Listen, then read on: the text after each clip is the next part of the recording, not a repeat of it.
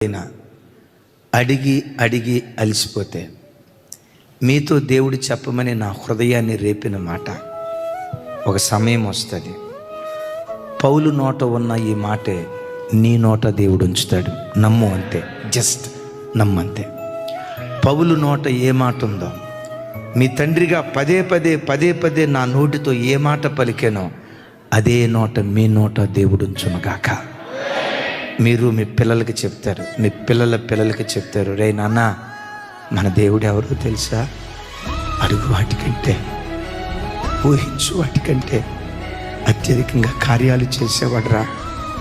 Daddy నీకు ఎట్లా తెలుసు డాడీ, మమ్మీ నీకు ఎట్లా తెలుసు మమ్మీ, నేను అనుభవించానురా, ఆయన ప్రేమ నేను అనుభవించానురా, ఆయన ఉపకారాన్ని నేను అనుభవించానురా అని నీ నోట ఈ దివ్యమైన మాట నిశ్చయంగా నా దేవుడు ఉంచునుగాక.